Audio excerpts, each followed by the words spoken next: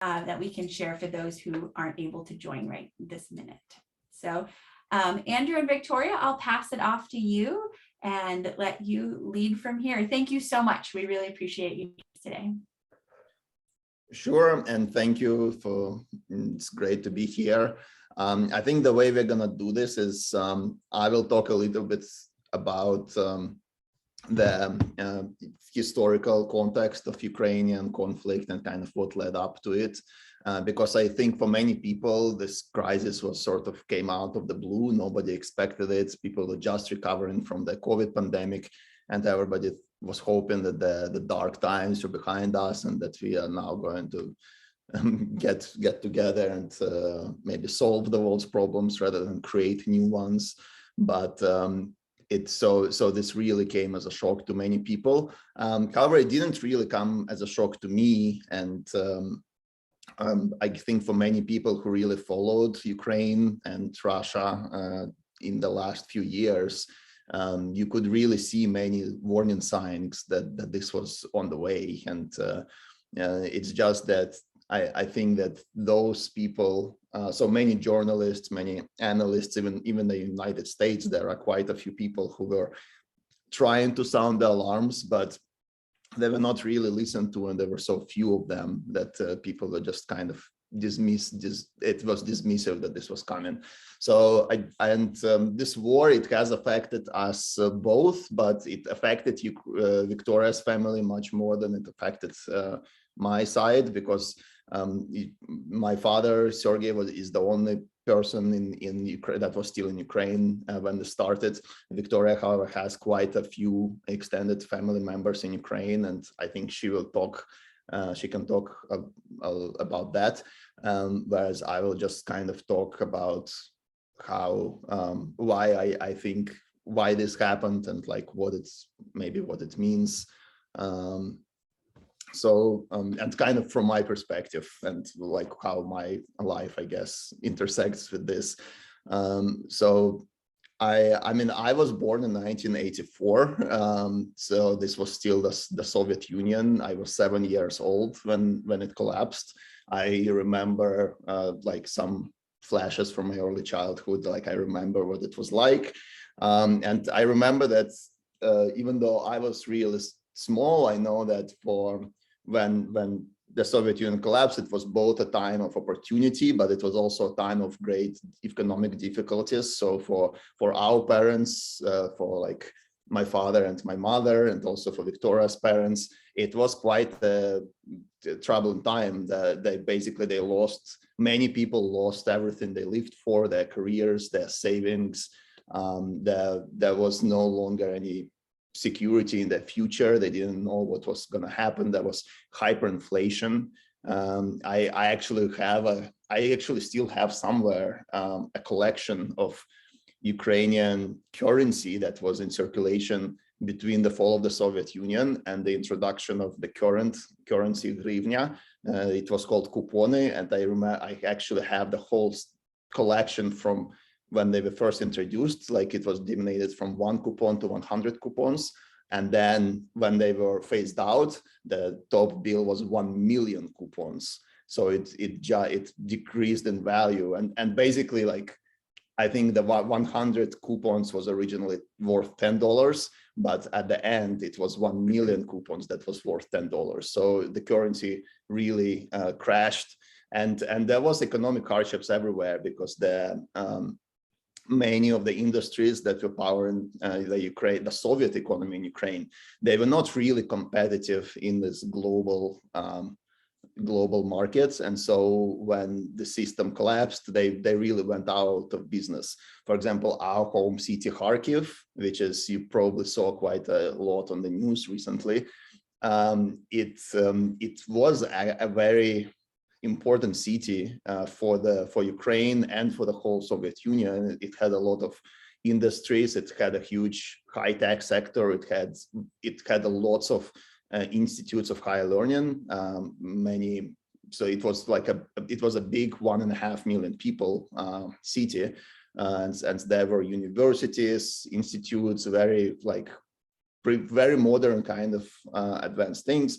But the economic industries were really geared toward Soviet military production. And once the Soviet Union collapsed, nobody cared about that anymore. So therefore, the economy really suffered. So the way that, but even though it was a time of economic hardship, it was also a time of great opportunity. And my mother, she took advantage of that, and she found an American, she actually, her English was good, and she had a doctorate from St. Petersburg University. She was a professor of linguistics, and she actually traveled abroad in her capacity as a scientific researcher, even before the end of the Soviet Union, which was quite rare. So she was, I would say, maybe competent when it came to this kind of like making global connections. And she applied to an American program to come to United States. And she did in 1993, she applied, and I think in 1994 she came, maybe it was in 93 that she came actually to University of South Carolina to study Master of Public Administration. So it was an American program meant to teach people from the former Soviet Union and from the former Eastern Bloc countries to sort of learn the ways of liberal capitalism, sort of the rule of law, the free market economies, all of this, you know, usual package of Western civilization. And so she did that, and then her visa required us, and that was actually the first time we came to United States, was in 1995. I was 11. And then we went back, but then her visa required us to go back. So for 2 years, we went back to Ukraine. And then we came, we permanently moved to the United States in 1998, as Jill said during the introduction. I was just starting my high school. I just turned 14. So I started high school basically in the United States. And the reason we moved here is because she was invited to do her second doctorate in political science in Connecticut, at the University of Connecticut. And she was very interested in political science. Of course, basically this time, in the 90s, when after the collapse of the Soviet Union, this was really that time of optimism where everybody believed that the world was flat, that globalization could really go a long way to solving many problems in the world. And I would say Eastern Europe was a big winner of this process. Not everybody, of course, was a winner, and now we know that there have been quite a few issues with how this all came, came out. But really, for Eastern Europe, this was a great time of emancipation and of freedom coming to the shores, so to speak. So, and I think like my mother and our family really were the lucky ones that were able to take advantage of that. And we did eventually move to United States and started living our American dream. I think that is still very much true and real for us and for our family. So just to finish my history. So in 1998, I was starting high school in Connecticut. I finished high school, then I went to Yukon in 2002. And I got my bachelor's in 2005. I got my master's in 2006. And then I spent many years in Europe until 2018. I was kind of studying in Norway, Paris, Amsterdam, and I was also basically following in my mother's footsteps in terms of seeing no borders and, going wherever the opportunity takes me. But I want to kind of go back to the Ukraine situation. So I think like my political consciousness was like being awakened around this time in the 90s when we went back to Ukraine, and we saw that for 2 years between 96 and 98. And I remember it was a very dynamic, it was an interesting place to be, because it was a country that was changing very rapidly. So on the one hand, there was like a core of many people, older people whose life has really been greatly disrupted by these huge changes, who have lost everything and who have not necessarily, they were not necessarily against, capitalism, but they were maybe not really ready to embrace it fully. And so I still remember in 1996, for example, the Communist Party had a plurality in the Ukrainian parliament. So they didn't completely control the politics, but the people were it was slowly people were really, it took a long time for people to absorb the new changes, and sort of especially the culture, I think was a slow thing to adopt. But what's interesting is that Ukraine, even though this new Ukrainian democracy was very vulnerable, it was still effective, and Ukraine was still keeping its democracy. And with Russia, as we will see, Russian democracy had much more difficult time, and eventually Russia lost its democracy as a result of Putin coming to power. I mean, it's not maybe as a result, but that was part of the process. Putin coming to power was the end of democracy in Russia. And many people say that, Putin, of course, ran many times for presidency and always won. But many people say that actually Putin only won a single election. The first time he ran, that was the last fair election in Russia. And in Ukraine, even though Ukraine was plagued by many of the same problems as Russia, like corrupt courts, corrupt government, just everything was corrupt elections, people trying to steal elections, people trying to buy elections. It was working through all these difficulties, but it was still a democracy, and it was still kind of the Ukrainians were able to use democracy to kind of choose their future, and defending this right to choose their future. And because in some sense, the democracy was given Ukrainian people real power over their future, and it's something which Russian people were not able to protect. They lost their power to influence their future, where Ukrainians people were able to protect their power to influence their future. But it took several stages, and in a way, what we see today, this war is the final battle for Ukraine's sovereignty, for its right to exist and decide its future. But there were several important points in this process. So, for example, in 2004, there was the Orange Revolution. I was a sophomore at the University of Connecticut at this time, and I wasn't really I wasn't following Ukrainian politics at all. But when it happened, I found that quite inspiring. So what was going on was Ukraine, it was one of the times when Ukrainian democracy really came under direct attack. And already then Putin was involved. Because Ukraine at that moment had a pro-Russian president who was ending his final term. And at first he tried to change the constitution so that he could stay indefinitely, but the people kind of protected that and didn't let him do that.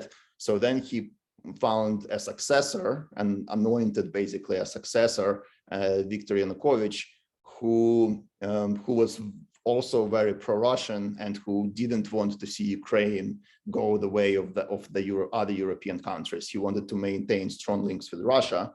And the people and the elections were basically, what happened then is that during the electoral campaign of 2004, Putin visited Ukraine and he endorsed Viktor Yanukovych. He basically showed that, hey, the Ukrainians, this is what the Russian president who I want you to vote for. And I think that had the exact opposite effect, like that really offended many Ukrainians, and this guy lost the election. But because Ukrainian democracy was so corrupt, even though he lost the election, he didn't accept it. And the Electoral Commission started delaying announcing the vote tally, and there was all kinds of weird business going on. So it was clearly that they really tried to steal the election, and eventually they announced that he actually won, even though all the opinion polls and all the evidence pointed to actually the pro-Russian candidate losing the election. So that's when people first took to the streets and say like, no, you cannot do this. We know what you're doing. You're like this. You are not going to end our right to vote. And it wasn't violent. It was a peaceful protest. Of course, I was in Connecticut. I was a student at UConn. So I couldn't be there to follow it, and I couldn't also. It wasn't like today where you can see on the news, and on the internet, you can see day by day what's going on. But I could still follow through the internet news websites, and I saw the pictures. I saw some videos of the this Maidan protest. And in a way, this was the first Ukrainian revolution who had a single goal: to defend the integrity of the electoral process. So as a result of that, the compromise was that they called the third round. They re-ran the election, and the pro-Russian guy lost. And so the pro-Western guy, Viktor Yushchenko, came to power, and everybody was celebrating that democracy has won in Ukraine. But actually, this guy was a big disappointment, and it was very quickly he became corrupt. And one should also not forget that all this time Ukraine remained highly dependent on Russia economically. So Ukraine depended on trade with Russia. Ukraine depended on Russian gas and oil imports. And so it was even though politically Ukrainian people were making a choice for Europe, Russia was still very much set again to keep Ukraine in its sphere of influence, and was really bullying Ukraine very hard to prevent any Western movement. So again, even though the pro-Western guy won, the Ukrainian political system remained quite dysfunctional, and Ukraine was really going through this growing pains of democracy. And it was in 2014 that the next round of this fight for freedom and independence happened. And at that time, I was a postdoc in the Netherlands. And when this new revolution started happening, this time I decided I don't want to miss it. I want to be there. So I traveled to Kyiv, and I remember like even pushing against the riot police with other people to prevent them from clearing the central square from the protesters. But I remember, what I remember from it is already then it was much deeper than the previous Orange Revolution of 2004. And I could see that there really were, if the previous revolution was mostly like democracy activists, journalists, young people, this was much more serious. There were people coming from all over the country, and it was at the same time it was a kind of a classical popular revolution. It was mostly middle class who really had a big stake in making sure Ukraine remained a democracy. But it was much more serious, and the struggle for the independent struggle there during 2014. It was much more understood by the people that this was that if Ukraine loses, it really will go back to Russia for forever. So what happened then was really the reason that revolution happened was because Russia was feeling that it was losing Ukraine, and so it upped the ante and started trying in a much more heavy-handed way interfere in Ukrainian politics. And it managed to have a pro-Russian president elected, and was basically manipulating him to block Ukraine joining the European Union, and also using his party to pass a lot of pro-Russian laws, which stifled the development of Ukrainian language and culture. So Russia was engaged in this new form of imperialism. It really, when people say what is this war with Russia really about? Well, for Putin never so Russia never accepted the end of the Cold War as the permanent settled thing. And when people ask why was the fall of this great Soviet empire relatively peaceful without a major war, it's because the empire didn't really fall yet. At least it was in denial. The Putin did not think. Putin very much believed that he could get Ukraine back into its sphere of influence, and for 20 years he tried very hard to do it using economic tools and using kind of other soft power, like other ways, other coercive means. But eventually all that failed. So eventually, and this war is sort of his final desperate last ditch effort to just say, well, okay, if you don't want to join the Russia, if you don't want to be part of the Russian Empire peacefully, then we will make sure you are not peacefully. Like we will make sure to get out what we want through any means necessary. But yeah, it was. I don't think anybody expected that it would get as violent, and it has become, because right at this even those of us who expected war didn't think that he would start killing civilians en masse and just brutalizing population like women and children, because we thought that he would still want to maintain some kind of legitimacy among the Ukrainian people. But apparently Russia really crossed the line from this kind of neo-imperial project into outright overt fascism, where they just say, like, we don't care anymore. We are not even going to try to pretend that we are,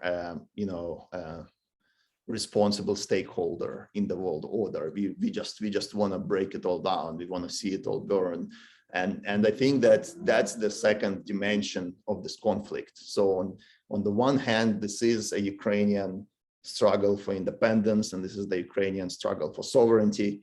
And this is why Ukrainians, they asking for the support that they can get, for all the support they can get, but they're not asking for any boots on the ground. They're not asking for anybody to fight for them, because they understand that it's our struggle, it's our job, and we will do this job. Just give us the tools to do this job. But the second dimension of the conflict is that this is really an assault of Russia against the West, including the United States, because in a way, what Putin is. I think what was happening in his mind on the eve of the invasion is he figured, okay, I'm losing Ukraine for good. I'm losing the Russian Empire is dead, is gonna die, and it's happening on my watch. So I'm gonna do whatever I can to prevent this, to stop this.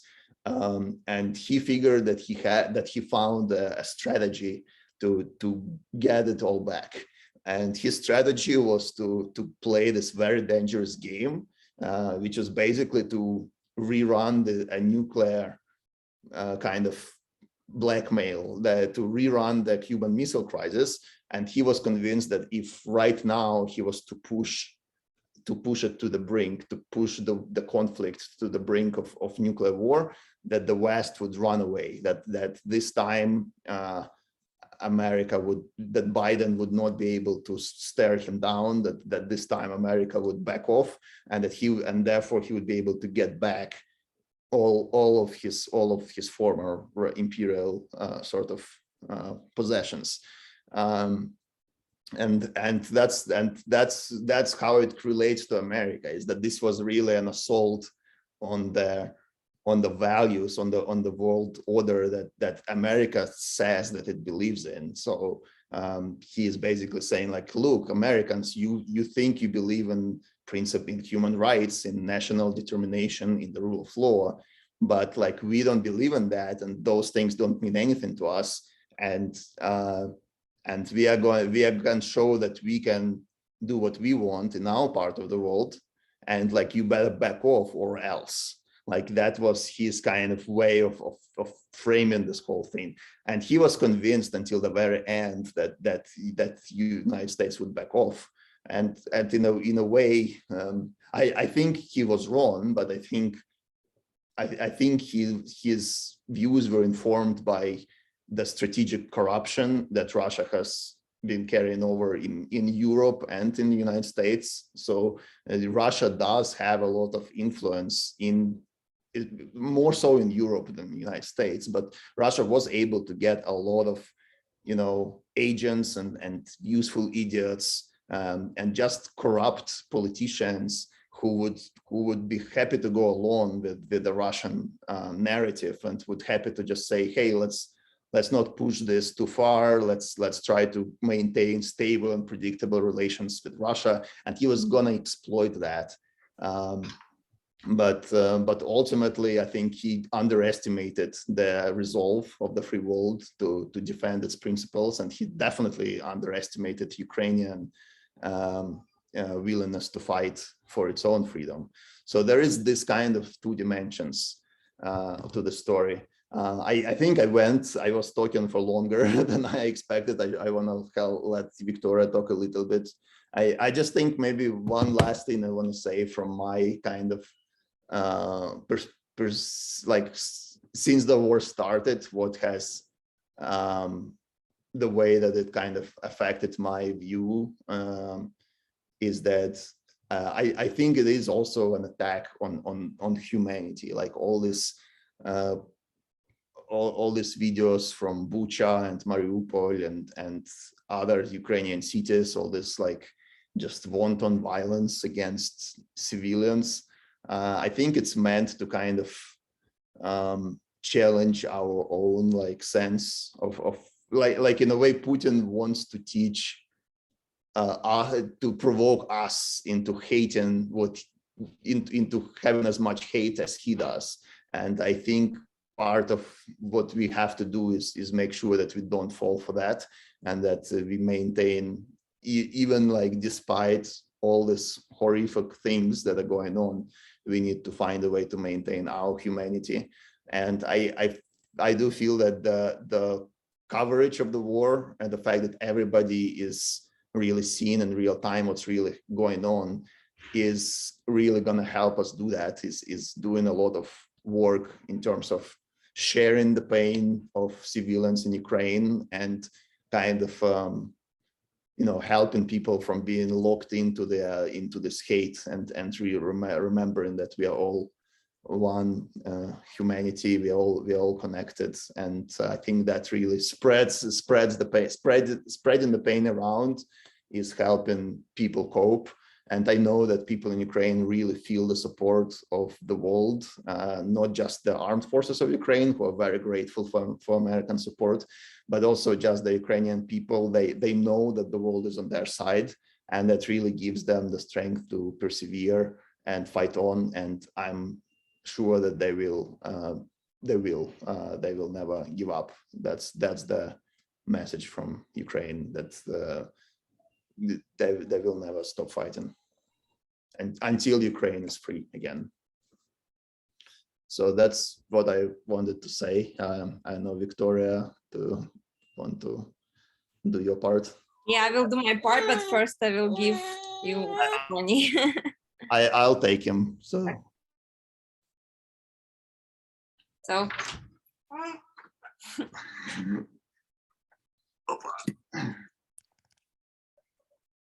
all my family is in Ukraine right now. Let me show you the map of Ukraine so you could see. Can you see the screen?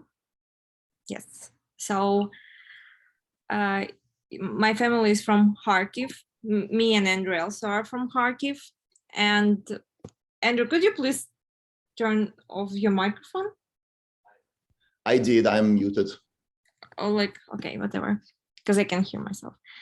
So part of my family is from Kiev, and and my father and my mom is from Kharkiv.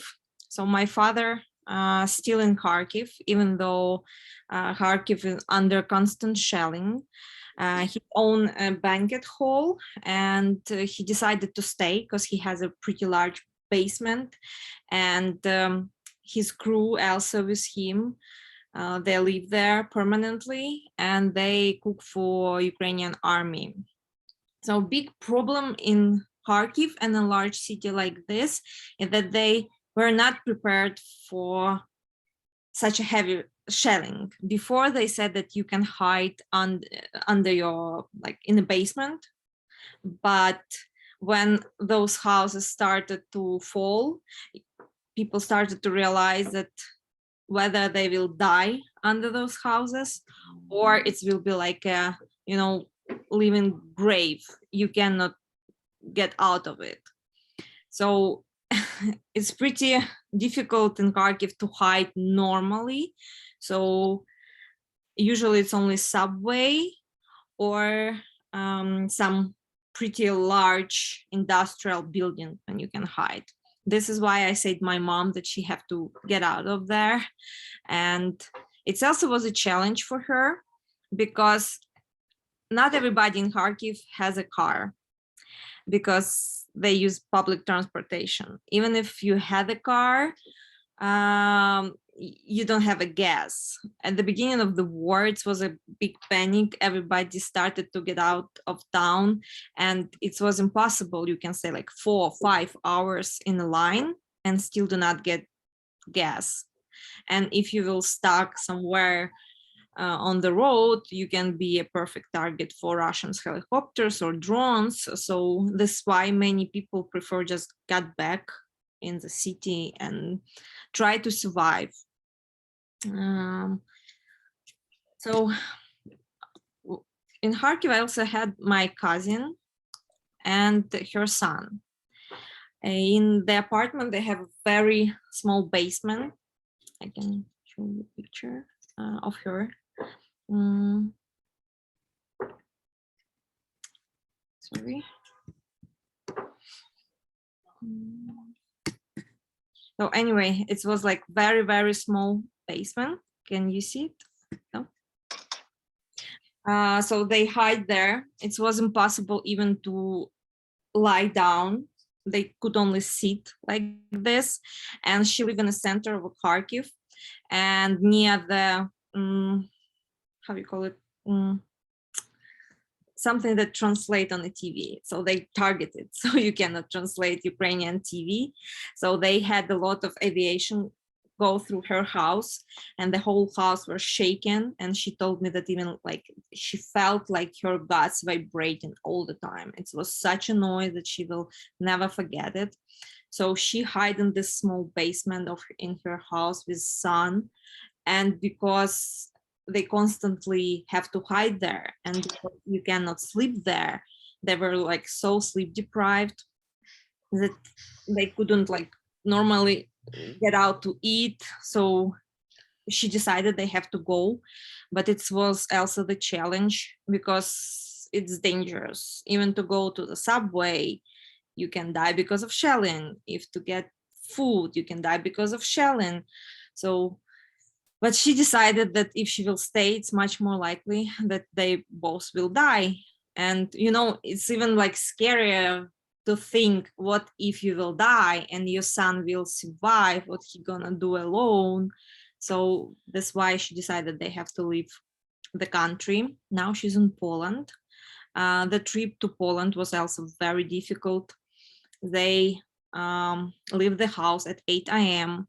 and they could got to the train only at around 8 p.m. So they were in a line on the train station just to get to the train. And then it took like about 2 days to get to the Poland border. But now she lives in a small town in Poland and her son Tima already admitted in a school. And she lived in a hotel, so owner of the hotel gave them a room where they can stay without paying, but she decided that she wants to help on the kitchen, etc. And eventually she got a job there as well. So she's kind of fine. My sister, she moved to Brussels, and she worked for Ukrainian company, but remotely. So she's also okay, kind of, but again, she don't know what to do, whether she should stay, whether she should find new job, or like very like difficult situation because she don't really know what to do. And I have family who are in a Kharkiv area, but under Russian occupation. And that's what I worry the most, because we have very rare connection because they don't have internet. Ukrainian mobile connection also is very poor, and they could contact my mom like once per month, or they can send message. To be honest, I'm afraid to call them because they check phones, and I'm afraid what if they will find out that he has relatives in the United States. It might be also a problem for him. So this is my cousin, his wife, and two kids, Tima and Dima. I can show you here those boys. So they are under occupation right now. My cousin's wife, she's working on ambulance. And she said even like at the beginning of the war, they were occupied pretty quickly. They started to be lack of medicine. So even though she working on ambulance and she still receive a call from people, she go there, but she not much of a help because she cannot like even help if you have like heart attack or high blood pressure. And many places that are occupied, people give birth at home because like you're not permitted to go outside, even to the hospital, and people dying because of heart attack or like appendicitis and other like diseases that could be like easily treatable, but they cannot get any help. And it's good that they just, for example, you consider to be lucky if you just cannot leave your house, but in many areas that were occupied, Russian soldiers loot your house, they could find your food and take it, that they take everything that you have, but you could be raped and you can be killed. And all the time when I'm thinking about my relatives, like, okay, I'm not ready to lose them, to know that they were killed, but I don't know, absolutely don't know how to handle if I will know that they were tortured or like raped or like something horrible happened with them. I don't want to even think about it.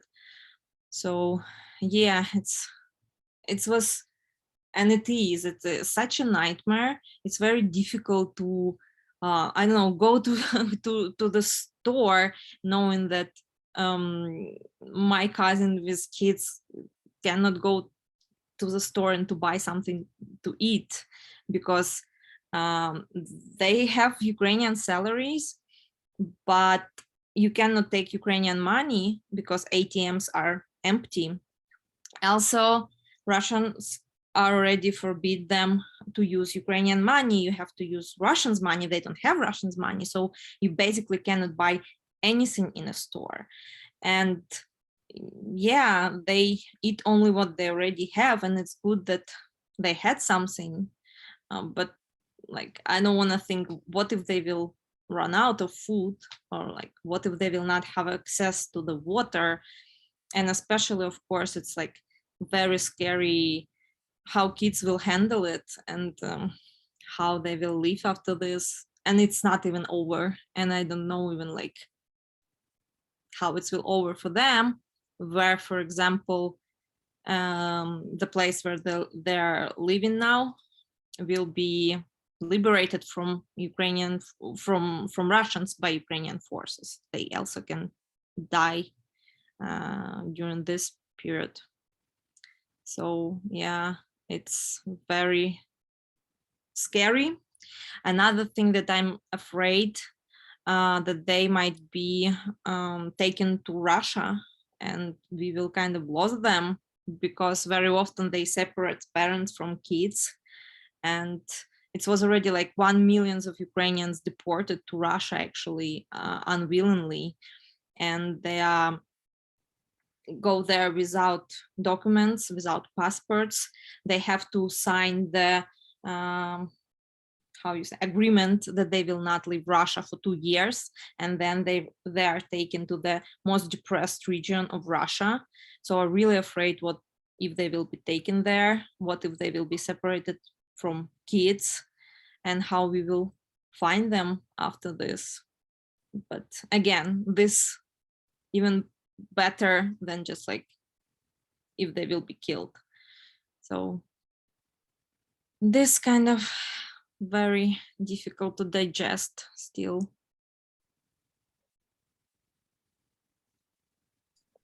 Do you have any questions? Thank you, Victoria, and thank you, Andrew. We appreciate you sharing your views and your stories, and it's such a dire situation. Does anyone have any questions they would like to ask?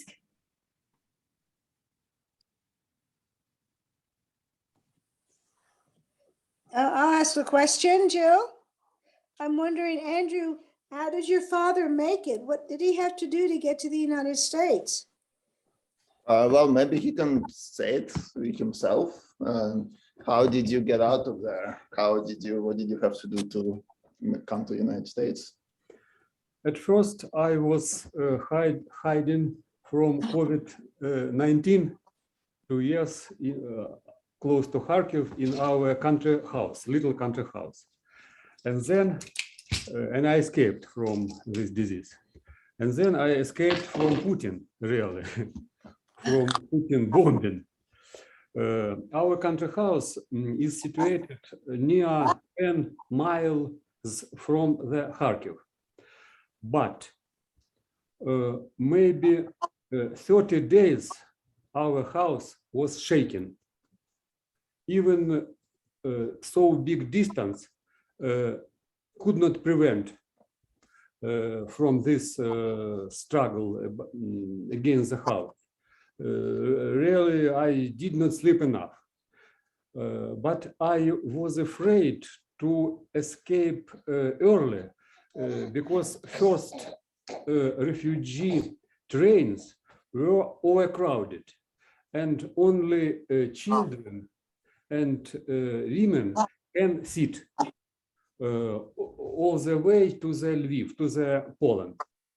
And maybe 20 hours or more, some of the men must be must be stand all the way.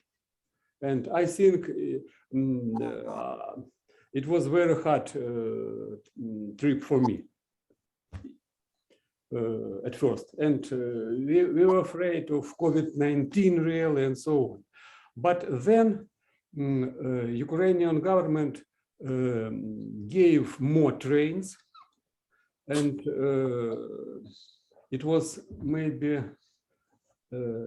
1 month later, after the beginning of the war, and I could happily escape to the Poland, to Warsaw. And I saw a lot of work made by Poland people and volunteers and so on. They helped in each direction, and they canceled all the pay for the travel and so on. And even this plane, Dreamline, was Polish government made discount 30% for Ukrainian. They helped a lot.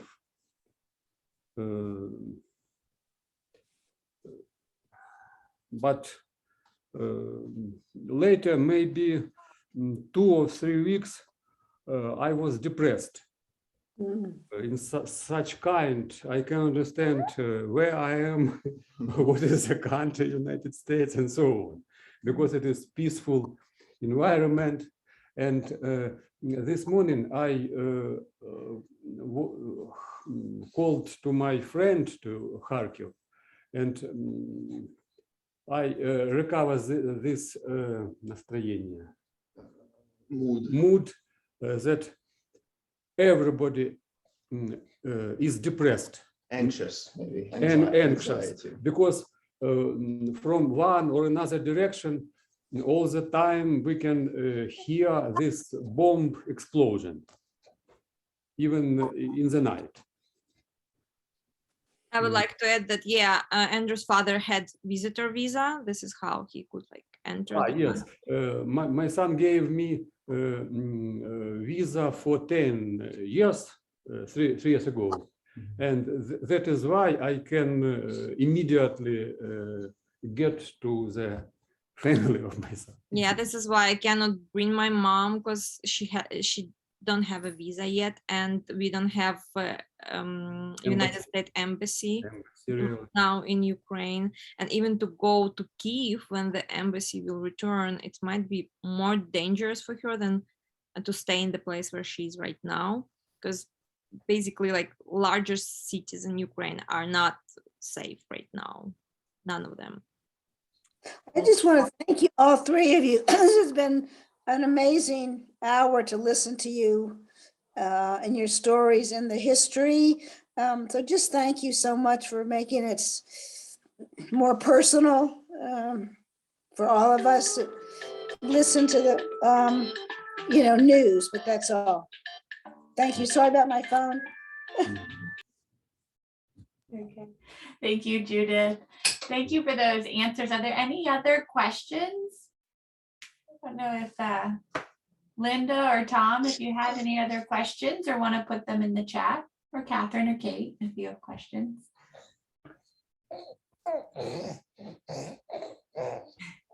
I love that your child is very excited too. It's great to see the new life. Yeah, he's like to jump so much.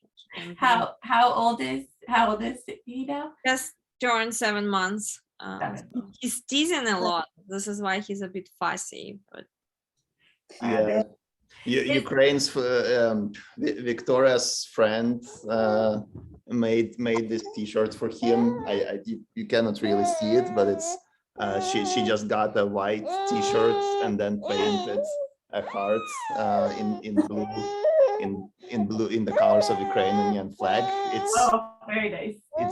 It's basically bleeding heart for Ukraine. Let's see it like here. It says Ukraine. That's wonderful. It's a friend. It was a classmate from Victoria while she did her MBA here at App State. Very nice. Became friends. Victoria, so sorry about your parents. I can't imagine what this is like for you. It's hard. It's just unimaginable. And I'm just so sorry for everything that people are suffering. And I know all of us are. It's very painful. thank you. Yeah, for me, it's like, instead of planning trip to Ukraine, because it's for my mom and dad, it's first grandkid, and we were planning to bring him to Ukraine, to introduce to all Ukrainian family, to all nephews. Instead of this, I just like constantly have to worry about them, and it's literally, you can get used to everything. I understand right now, to any kind of situation, but first 2 weeks it was a total nightmare. I couldn't eat, I couldn't sleep, I just like cried. And yeah, even people in Ukraine were like holding out better, I guess, but nobody believed that it's gonna be such a crazy massacre of like civilians.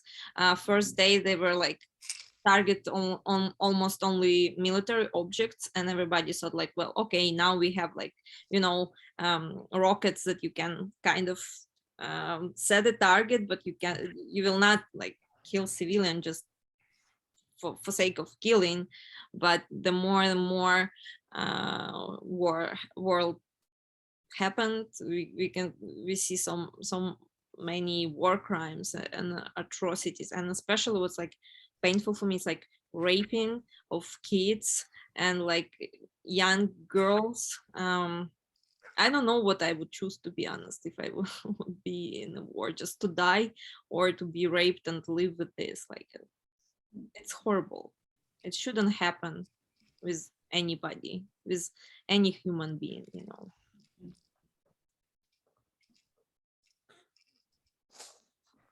Yeah, But- but I would like to sort of maybe end on a message of hope that yeah, the fact we definitely feel that the fact that the world is watching alone and kind of living this horror like as much as I guess one could from the distance.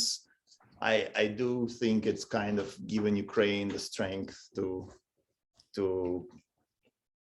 you know well, it helps Ukraine persevere, and I gonna, you know, Ukrainians believe in victory, and I think we will. I'm freedom will prevail. It must, and I also think that the U.S. government has really stepped up to the plate. Maybe not at once, but America has saw it for what it is, and just I think an hour before we started, Biden signed the Land Lease Act, which is very symbolic that he did it today on when Russia is celebrating its victory day against Nazism, while they are themselves other modern Nazis, you know, attacking civilians, wiping cities over there.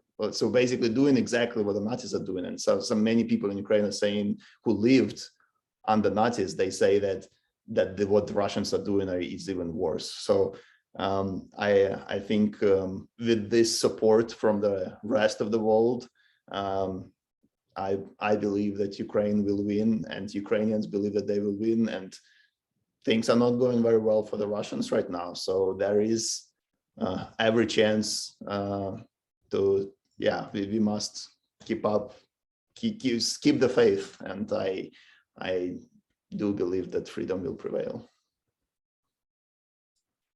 Thank you. I think that might be a good note to end on. Thank you for that. And we appreciate Victoria. We appreciate you, Andrew. We hope your father welcome is here to Boone, and glad that you've made it here safely.